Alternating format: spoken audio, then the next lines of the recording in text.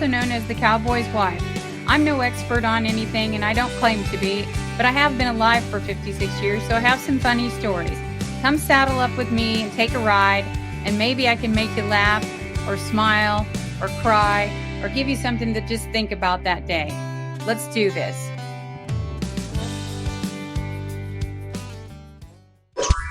All right. Good morning, everyone. Trish Charleston here, also known as the Cowboy's Wife. And today I have a special guest by the name of Jennifer Leach. She's going to introduce herself. And all right, well, I'm just going to let you take over right here. So go ahead. So yes, I'm Jennifer Leach-Harlow, and I was previously my husband that I had for 28 years. He actually passed away of pancreatic cancer, and so I very fortunate to have an amazing first husband, and I have an amazing second husband who knew both my husband and I prior. And so I decided when I remarried that I wanted to keep my first married name, and then I hyphenated it with my new last name. So I am a GM CEO for People's Telecommunications. We are a fiber to the home company, and we take a lot of internet to the rural community, just like you're a wife on the farm and running a CEO business where you're at. You need internet, and you need good internet. So that's what we do, is provide it through the rural communities and to our small communities. And so it's funny. I'm excited to finally meet you over the internet and look forward to meeting you in person. But we have a lot more connections than you probably know.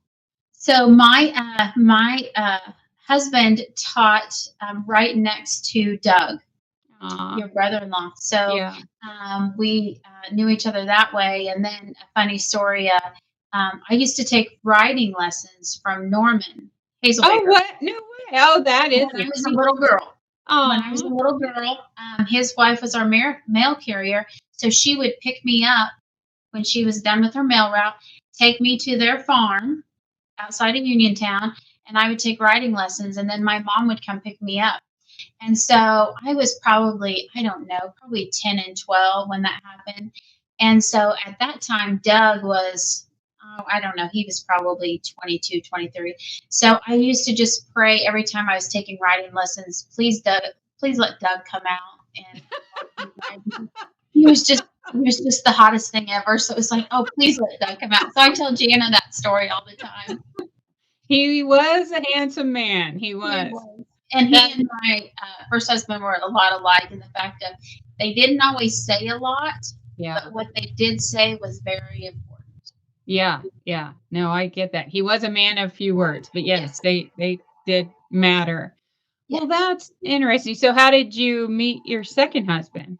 So my second husband, he lived there in the community. My first husband was 13 years older. Okay, older. And then my second husband was 6 years younger. Oh, wow. You have done the spectrum. Yeah. Hey, that's a podcast in and of itself.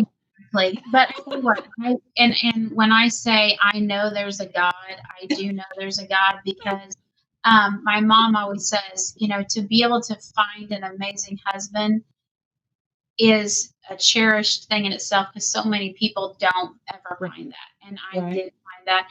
And then to find it a second time, I have been so blessed, because my husband, Jeff, he actually picked me up, a very broken individual, because my life had been turned upside down.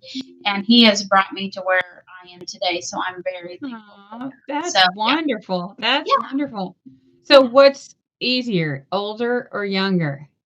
It's I couldn't have married two totally different people. Yeah. My first husband was a coach, an athletic director, played college football, did all that. My second husband is a workaholic. He is working all the time, always got a project.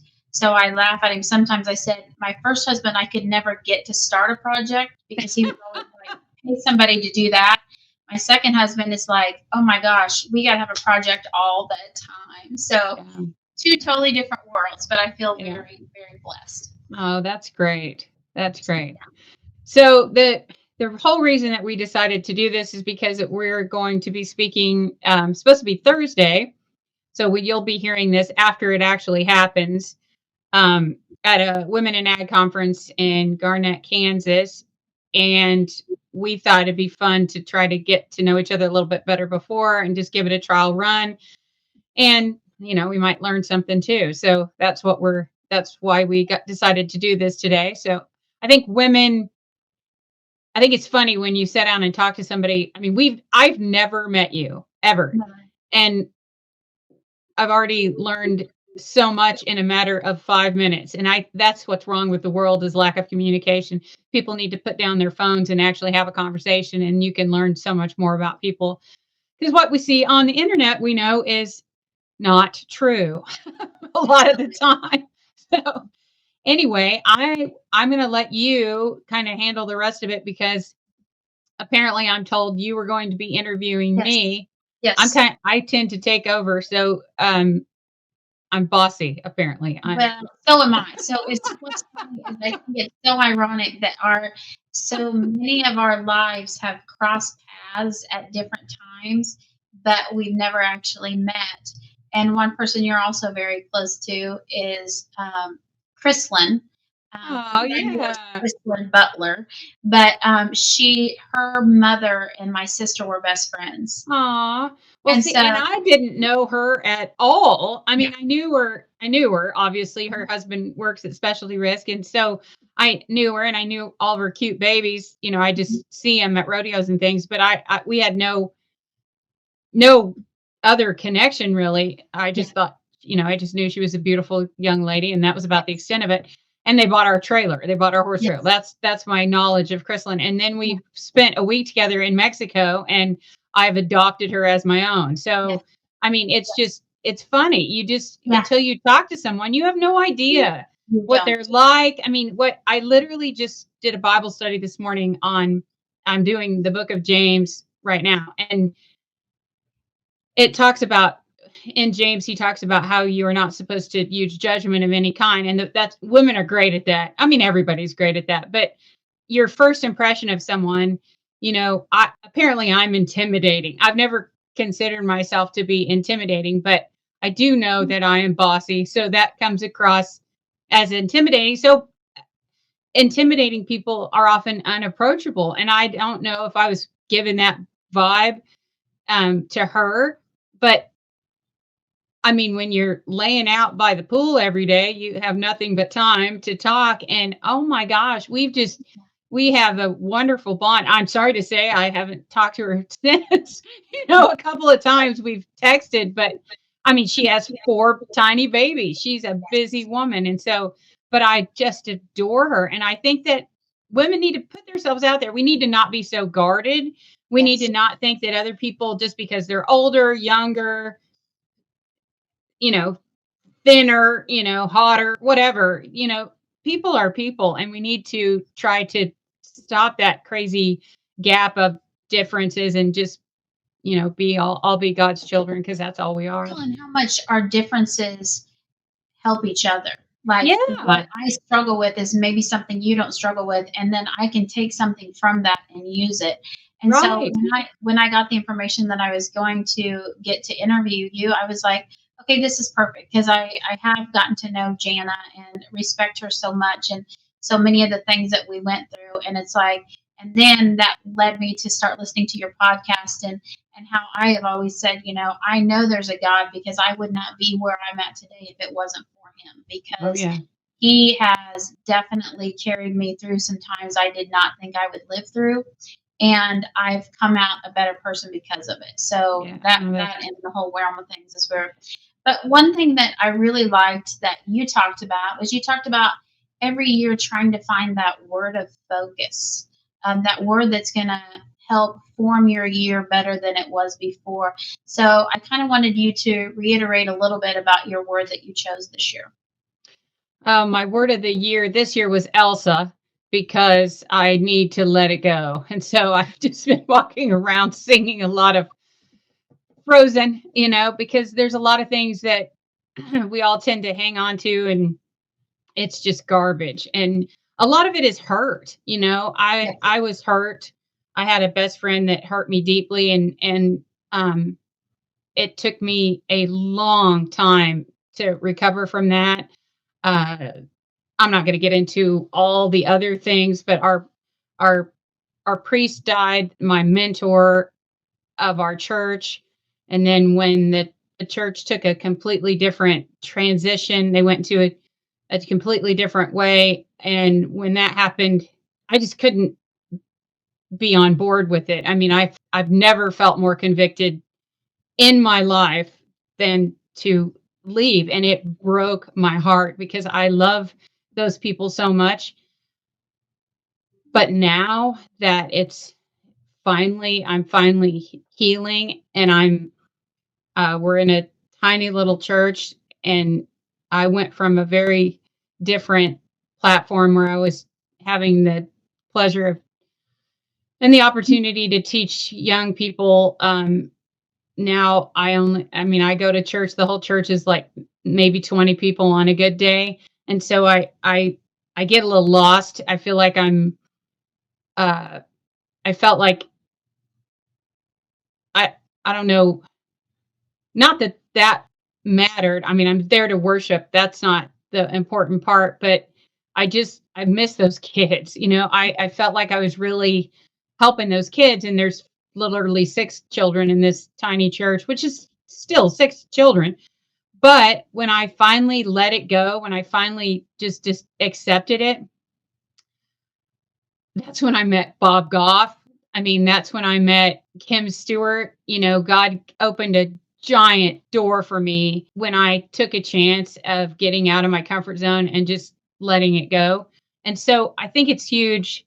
We are so scared of everything. I mean, and that's one of the things, ironically, that James talks about. Faith is action. If you don't have both, your faith is dead. And so if you're not doing anything, if you're not following what God asks you to do, you're just stuck. And so I'm doing a podcast. I mean, the thought of this still gives me the full willies. I mean, I'm just like, what am I doing? But it's crazy. The people that I'm meeting and the things that are happening.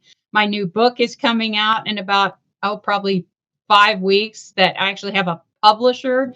You know, I have some accountability. So I think my last accountability is another great word, but for me this year, it was just Elsa. So to remind me to let it go, just stop And worrying about little things. I find it very interesting because, like you talk about, you miss those kids that you worked with. And that is so true. But you are very focused on trying to help them and form them and, for what their life could be like or going to be like if they follow this path. But yet, on the flip side of that, you weren't trying to do that with this woman that is editing your podcast. And yet, you changed her life and you didn't even intentionally do that. Oh, so they don't even know what you're talking about. So, because that was you and I before we started Yes. recording. So I need to go back to that backstory. Yes. Well, and that's another thing with those kids. I gave them my phone number years, obviously years ago. They always had contact with me. And I told them, if you ever need anything, please, I'm here for you 24/7. And I tried to explain to them that I wanted him to see the mistakes I had made. I know that we all have to do it. That's part of being an adult. That's part of growing up. You can't for some reason, we all just insist on screwing up ourselves. Right. I would love to, but I begged them to learn from my mistakes. Just don't put yourself in this position. Well, ironically, this last week, I learned about one of them getting in trouble, and I literally reached out to her yesterday, and I didn't get any response, which kind of broke my heart. But I still have some of them that will call me. Like, one just called me and told me they just had a baby, and other ones will call me and just visit. If I ever see him out, I'm still really close. I felt like I feel a little bit guilty. I felt like I left them, but I think that they know me. I hope that they do, and maybe they'll listen to this someday. They know me enough to know that I will stand by what I believe, and I'm never gonna follow the world. I mean, it's just not gonna happen. So I have to stand by what God tells me to do. And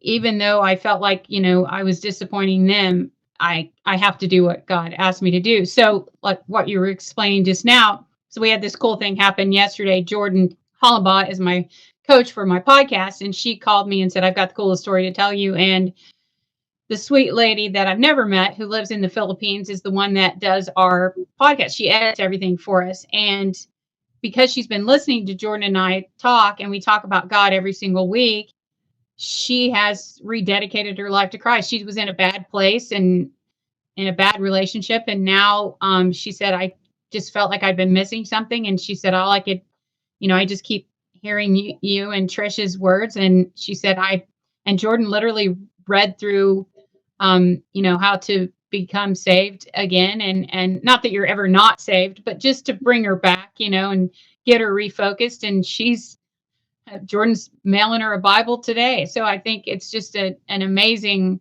it's just super cool. I mean, it's just super cool. So, because she didn't even have a Bible. I mean, I don't know. And that broke my heart. And so anytime anybody needs a Bible, for crying out loud, call me, because I'll get you one today. Right. Yeah. I mean, today. I don't know Yeah.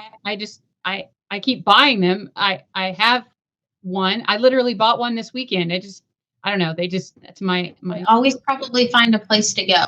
Yeah, I mean, I just wanted a tiny one that I could travel with. It's not, huge, because I lug that thing all over. And I know it's on your phone, but it's just not the same. Interesting fact, though, they're mostly always in your hotels, They are. but not in Vegas Oh, anymore. not in Vegas? Not in Vegas. And I thought that was rather ironic. Sin Yeah. City really is Sin City. Right. Yeah, and another thing that I feel is so interesting is how, and I know with me it's such a huge thing, and obviously it is a huge thing with you, as adversity enters into our life in different ways. You know, I really tend to resort to humor. Yeah, man. Humor really helps me get through things. And I think that's just because anytime anybody can laugh, whether they're listening to your podcast or doing anything, that humor really releases something in you that gives you that ability to fight forward.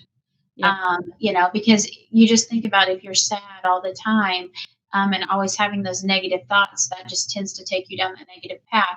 So I enjoyed listening to your podcast because I obviously was able to laugh through a lot of that, which has helped me through so many things in my life.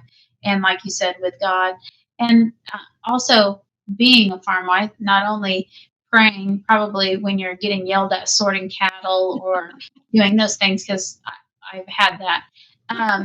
The work ethic that you have, like you said, you worked in the corporate world. You did that for a long time, and you decided that wasn't the path for you anymore. So I was very interested in the fact that you became the CEO, general manager of a new business, and that was the business you created with your husband. So I think that's important. So I'd like you to talk a little bit about that. Oh, I don't know that I picked it.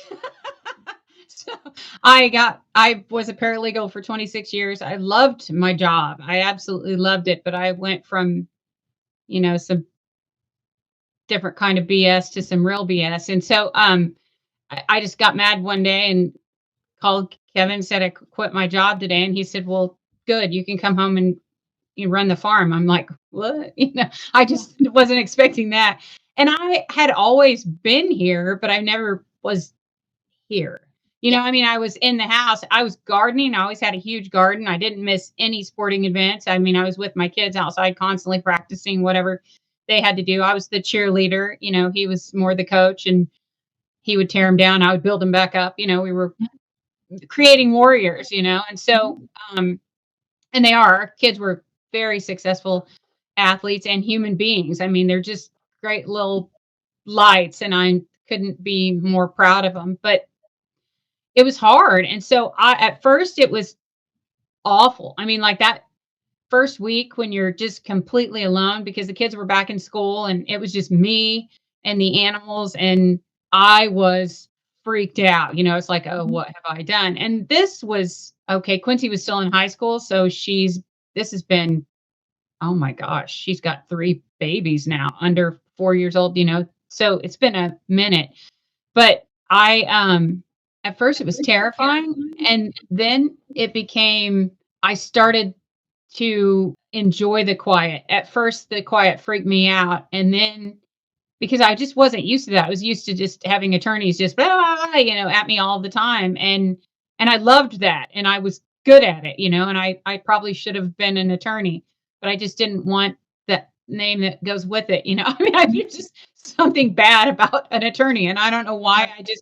I love, they're all my people, but I just didn't ever feel like that was my calling, and I was gonna go to law school actually when I met Kevin, and he said I was 25 at the time, and he's like, "Well, okay." After we got married, he said, "Do you wanna go to law school or do you wanna have some babies?" Because I feel like, clock's ticking. Yeah. So I go, "Well, I mean, look at this guy. I wanna have some babies with him. So yeah, Yeah. babies." You know? Yeah. So Yeah. that's what I chose, Yeah. and it was fine. I had a great job. They were very accommodating to me, and he had a great job. He worked for some people that let him keep running the ranch, and I had no idea. This is how blind I was. Of course, we also did not have the operation that we have now. So we had cows and we had horses, but we didn't have cows and horse, like we have now. They're everywhere. But before, he was doing it all. I mean, I don't know what I was doing. I mean, I was raising babies, obviously, and that's a ton. And I'm not discrediting anybody that just does that because being a mom, I mean, I worked for the safety of my children. I could have never stayed home and raised small children. I was not wired that way. I mean, Mhm. I'm even when I watch my grandkids now, for a certain amount of time, I'm just like, I was like, when are you coming back? I just Yeah. can't, I can't. And I have to like mentally prepare myself for the day that I know that I'm going to have them because it's a different mindset, and I'm go, go, go, go, go. And you can't go, No. I told Sybil was sick yesterday. She's the baby. And I told Kevin, I said, I have 467 things to do today. And Mhm. we had been gone all week. Last week, we were at National Cattlemen's Convention. We went to Green for a reunion with my girlfriends. So I obviously have done nothing for a week. And I get home and Quincy calls and says she's sick. And I said, I have 467 things to do and Sybil's sick. I said, guess how many I have now? And I said, one. Yeah. He goes, "Yep, and that is the most important one," and it is. I mean, Right. my baby, they are. So, anyway, I once I finally learned to appreciate the quiet and adapt to the quiet and hear the things that were going on around me, that's when I really started hearing God. And so it completely changed my life because not that I didn't ever hear him before, but I mean, you always have that little voice in the back of your head saying, "Hey, Trish, probably shouldn't do that." And my grandma always told me that was the Holy Spirit. Your conscience is your Holy Spirit. And if you don't have one, you likely don't have the Holy Spirit within you. And I didn't always listen to him. I mean, I'm not proud of it. And I always felt plenty of guilt. And that's, a great tactic that Satan likes to use. But I wasn't a good person. I mean, back in my younger years, I was wild and free and didn't realize that I wasn't free. I was wild and chained, so it's a different kind of freedom now. So anyway, once I started listening and then I would these funny things would happen to me because I didn't know what I was doing. And so as a person that did not grow up on a farm, even though I have a huge farming background, my grandfather was a big farmer in Wheaton, and he left the farm to he owned co-owned the John Deere store here in Carthage for years, and nobody would have ever known that he was the owner because he was the parts man in the back, and he just loved to talk and visit, and he was the workingest man and the kindest man and the actual epitome of a servant because he just did everything for everyone. And my grandparents are, I give them full credit for leading me to God, but I just see grandpa when we bought this place, he came out here every single day and worked, and just see him all around me. But I would kill to be able to talk to them now and have the conversations that I know now, the things that because it was so stupid. It's funny because I just went to a funeral for one of my friend's fathers, and every time we were ever over there, we were figuring out a way to sneak out. I mean, that's all we ever did is try to get away from our parents. How can Mhm. we get out of here? and they are, one of them is still alive, godly people. I mean, wonderful godly people.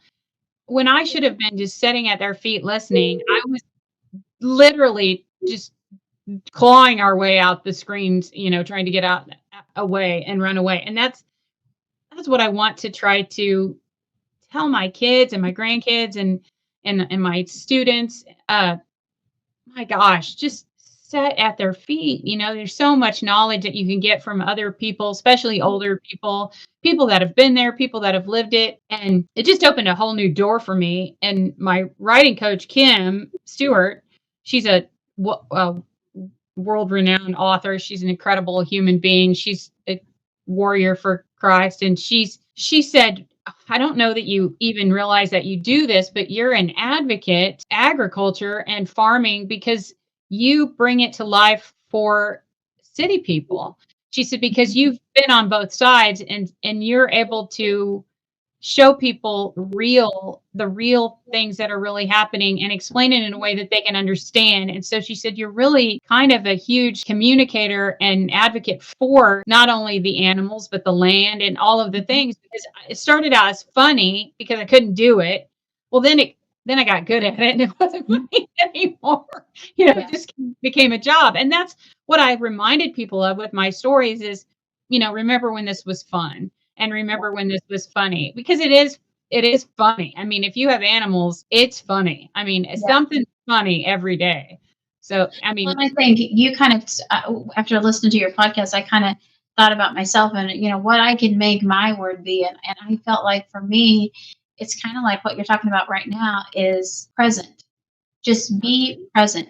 I'm one of those people that I'm always trying to prepare for the future. I always want to make sure, do I have a plan A? Do I have a plan B? Do I have a plan C? And then I'm missing out on what is happening right in front of me. And one of my favorite things to do is my husband, Jeff. He has both of his grandfathers are still alive, and one is going to be 93 and one's 92. And my favorite thing is spending time with them. yeah, And I know a lot of people find that they're like, you're going to the nursing home tonight? And it's like, I enjoy visiting with them and the simple knowledge that they have that they can share teaches us so much. oh yeah, And so, like you said, we're not recreating the wheel here. What no, they did, 70 years ago when they were doing things, it worked then, it still works now.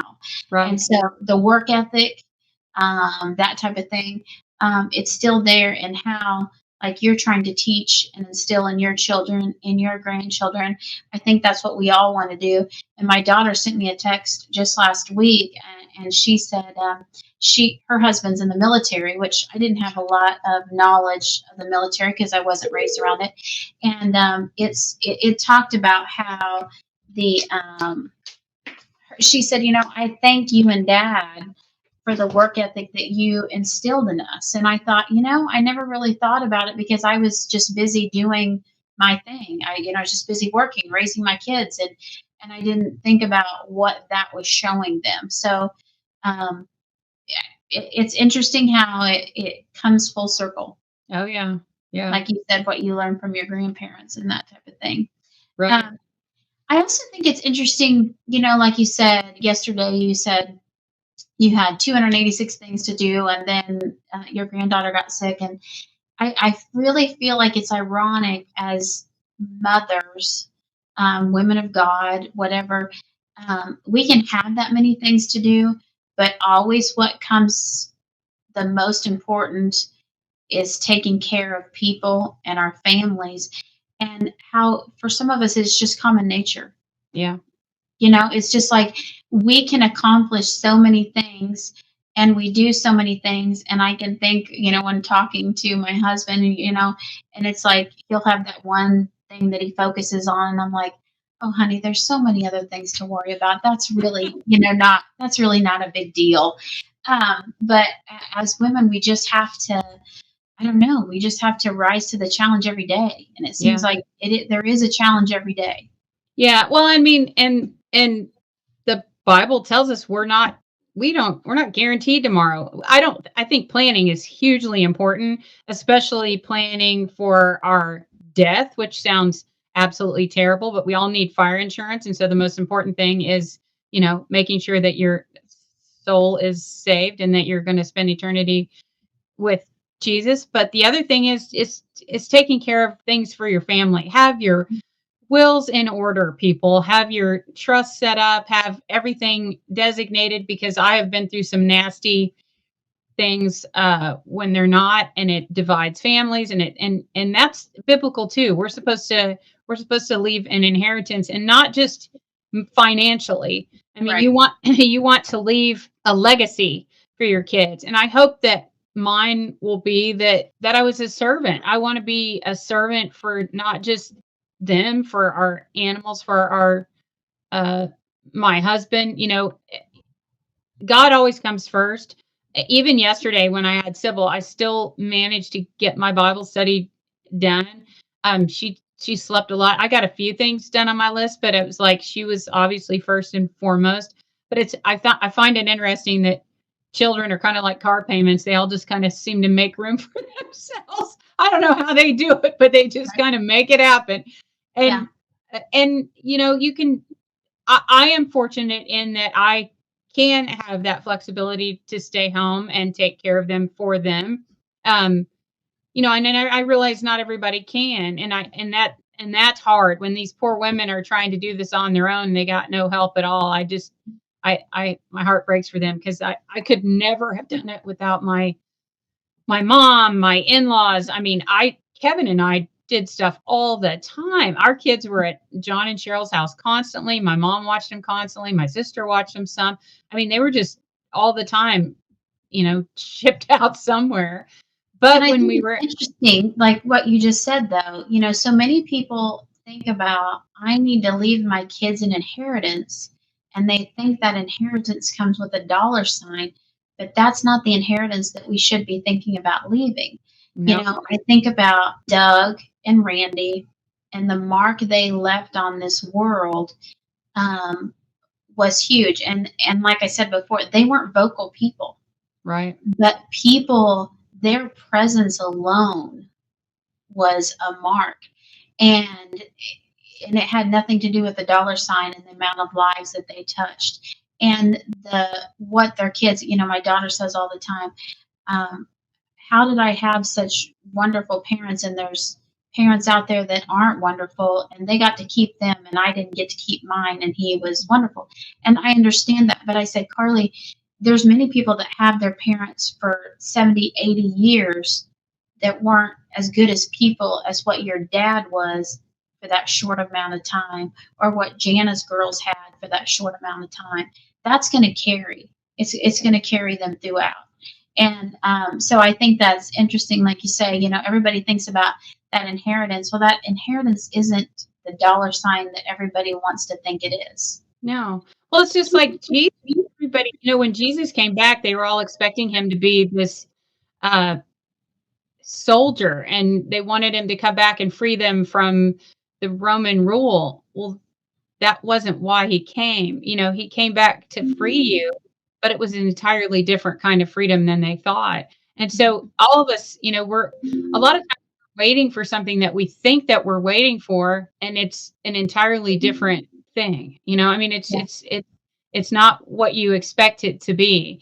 Yeah. This my life right now, I never expected to be I just wrote my fourth book. I mean, I can't believe that. And that wasn't something I ever thought about growing up. I mean, I don't even know what I thought about growing up. I thought I was gonna be the cool aunt that drove the Corvette and I wouldn't have any kids. And, that is not Yeah. how it played out at all. So, and if you would have told me that I was gonna grow up on a farm, live on a farm, I mean, I was gonna be the cool chick in the big city, and man, you couldn't pry my cold dead hand out of here. I mean, these are my people. Yeah. And I love everything about the farm. And I love people, but I love that there's no people here. Mhm. Does that make sense? I mean, Yeah. I like the space, the land, yesterday we have this kind of common joke. I've been fired. So I'm no longer, I don't do I don't feed cows anymore. Mainly because I got so busy with my writing that it's kind of just taken a toll. And Kevin and I fight about two things, and it's cows and Emma. So Mhm. that's what we fight about. And I think he's too hard on her. He's trying to make her better, but she will always be my baby. Quincy too. If he camps on Mhm. her, I'm the first one, Yep. camping on him. That's just what I do. That's what we do. Moms protect Yep. their babies, and cows are the same way. Yep. Cows, you come at one of their babies, they're going to kill you. Yeah. And that's exactly how I feel.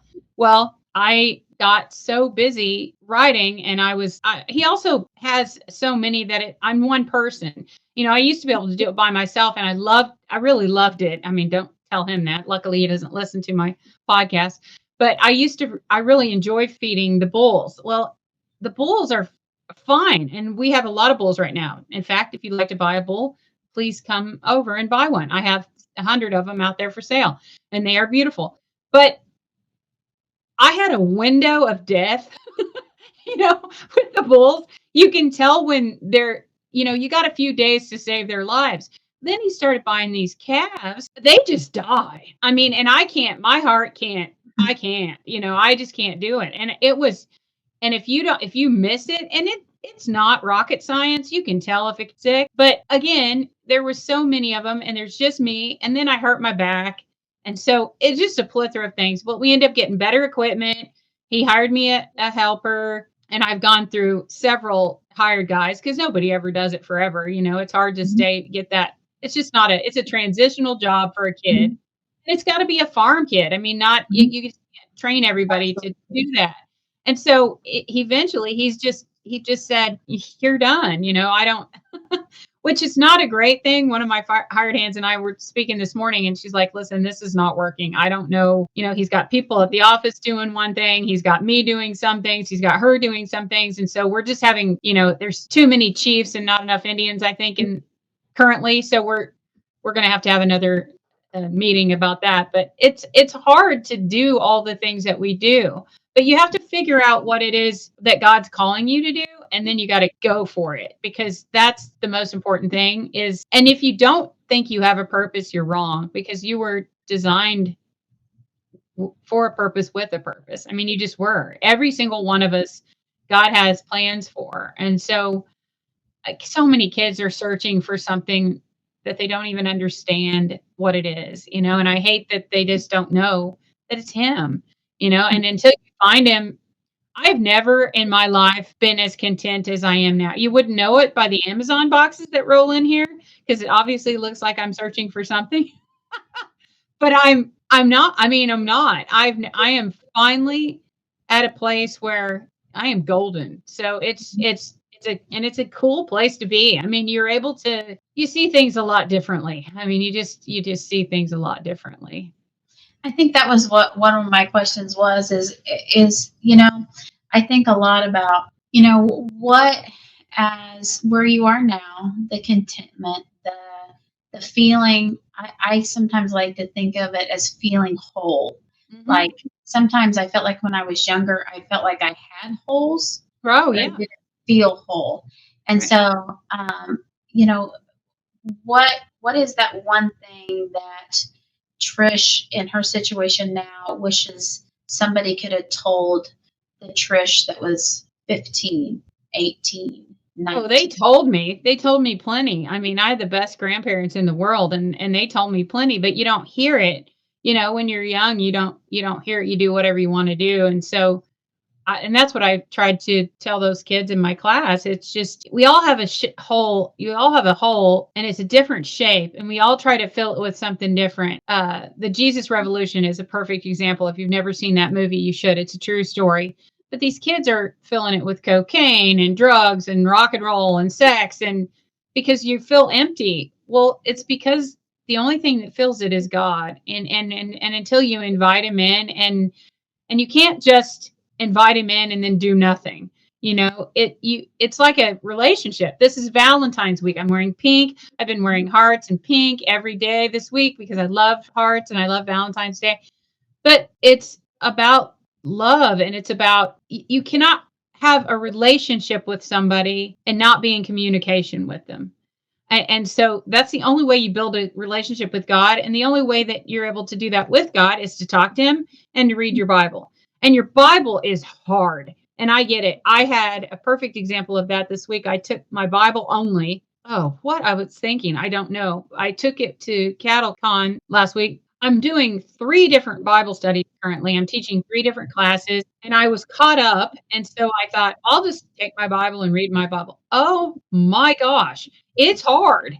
So, and I've been doing it. I've been making myself because I want to read it cover to cover at least one time, and so I'm halfway through this sucker, and I know I've read it repeatedly because I've, read it so many times with Bible studies and things, but I wanna just do it one time, cover to cover and say that know that I've done it.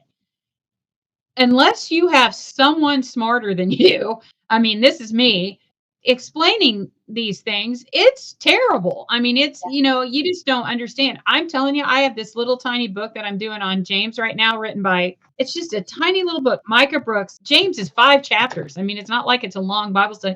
I have learned more in 2 days doing this teeny tiny little Bible study on James that if I would now James is pretty self-explanatory. So if you want to read the letters, they're pretty good and easy. But you need to reach out for help. That's the thing that people I think a lot, especially cowboys and ag people and farmers, we all think that we can do it on our own. We're all, and even strong women. Oh, I can do it. And all this self help crap.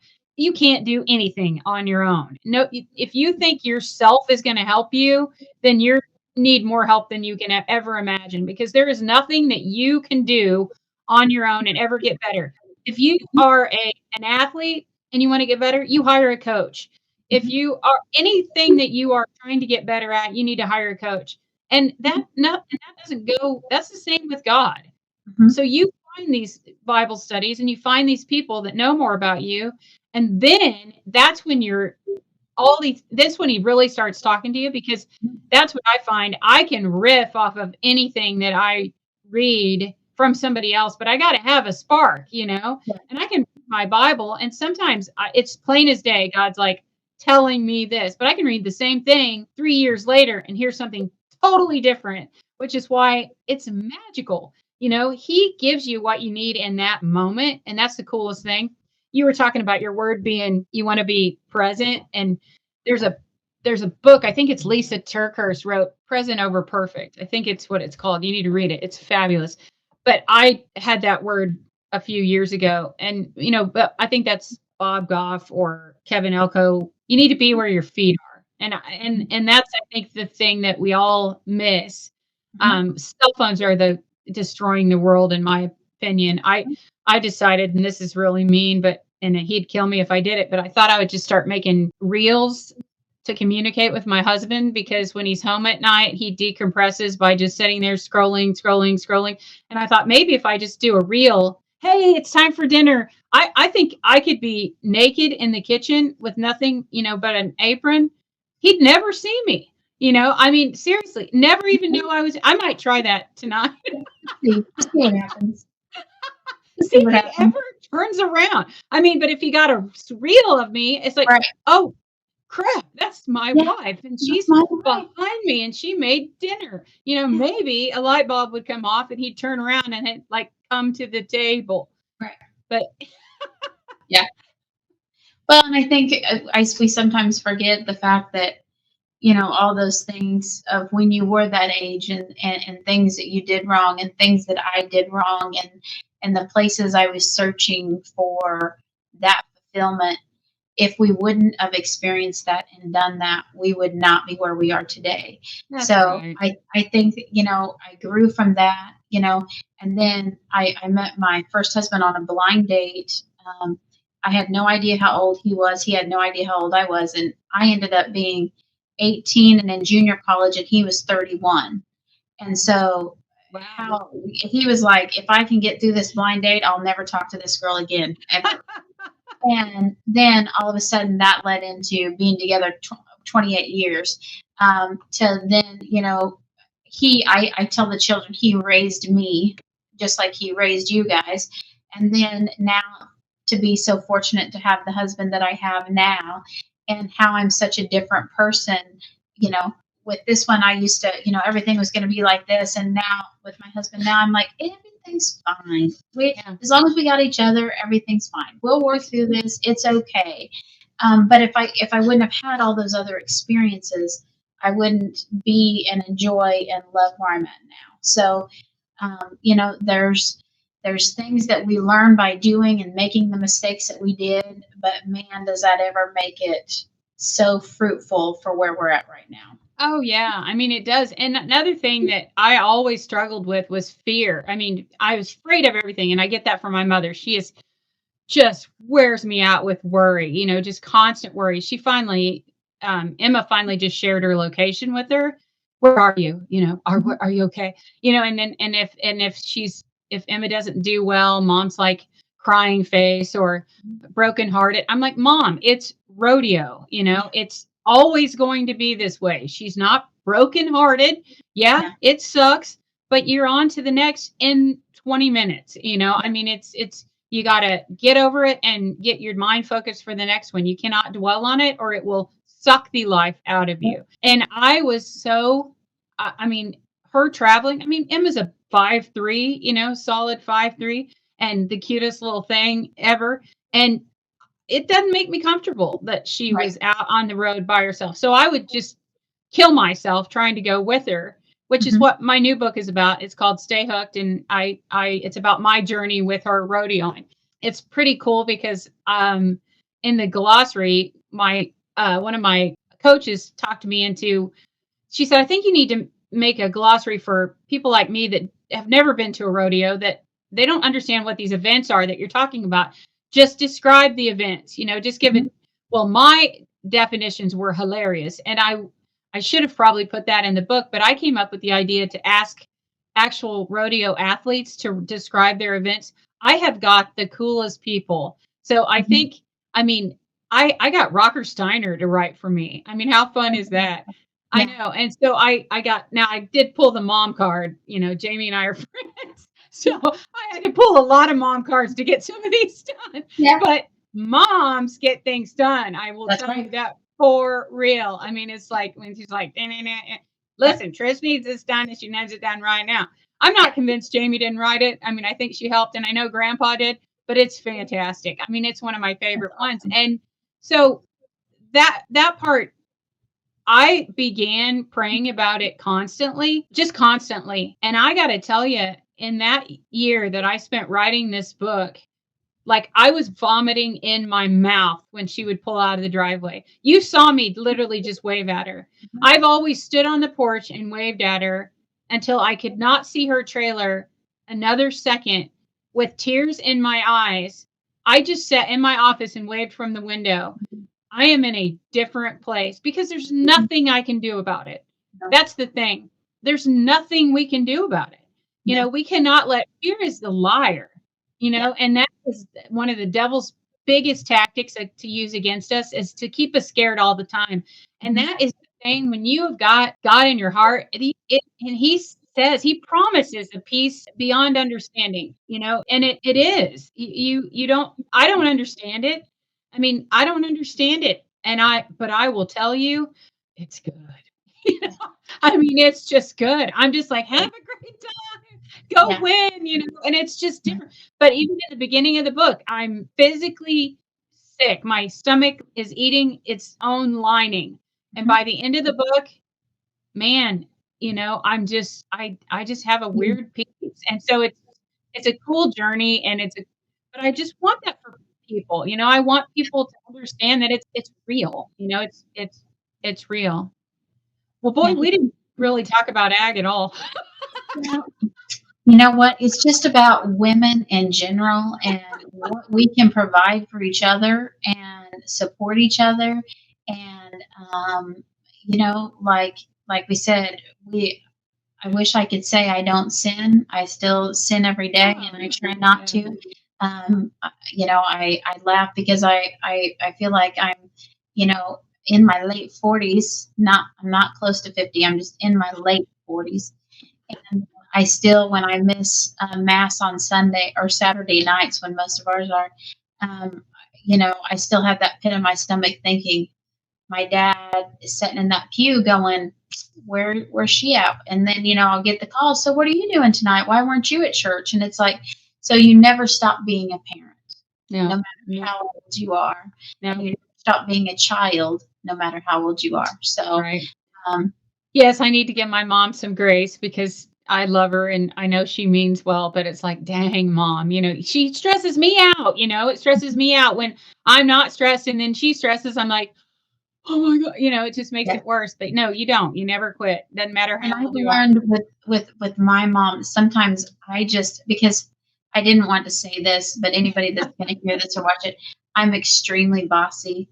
I've always been bossy. And so anytime there's a, a riffle or anything that could be, you know, a little outside of the ordinary, I have to tell my parents how they're going to feel and how they're going to react.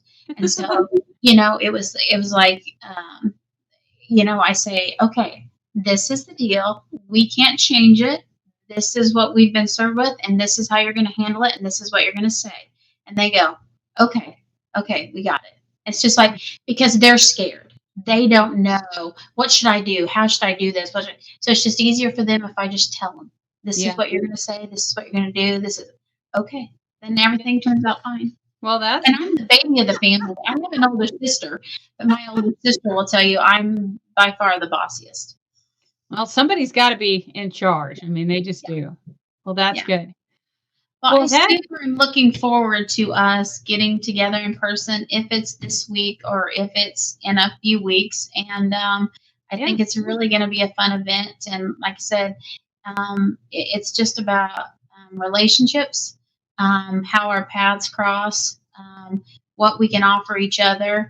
And no matter whether it's ag or whether it's fiber internet, whatever it is, we all have something to offer each other. yep.